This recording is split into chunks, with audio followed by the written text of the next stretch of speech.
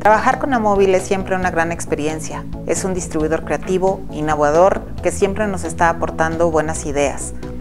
La sociedad de negocios que tenemos con Amóvil está basada en la confianza, en el respeto y en la cooperación mutua, trabajando siempre hombro a hombro, comunicándonos siempre cada una de las estrategias.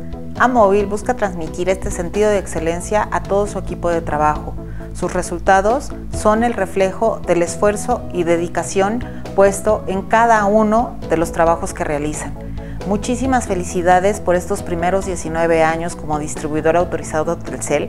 Estoy segura que son los primeros de muchos más cosechando grandes éxitos y grandes logros para todos ustedes. La verdad es que me da mucha gratitud el poder compartir codo a codo con una empresa que ha ido de la mano con la inversión en el sector de las telecomunicaciones, al igual que lo ha hecho Telcel.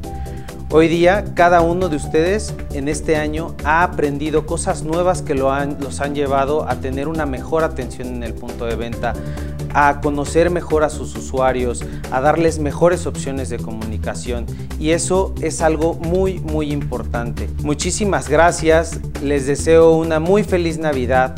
2015 ha sido un año de grandes cambios.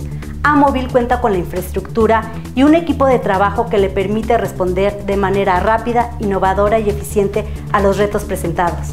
Como socios de negocio, cada que Telcel lanza un proyecto nuevo, Amóvil es parte de él, por su experiencia y la visión de negocio que tienen. Me siento muy orgullosa de ser parte de su equipo de trabajo. Somos líderes en el mercado de las telecomunicaciones. Los exhorto a que nos preparemos con la mejor actitud para esta temporada navideña y logremos cada uno de los objetivos que nos establezcan. Deseo que cumplan cada uno de sus sueños en esta Navidad. Amóvil, felicidades por esos 19 años de éxito.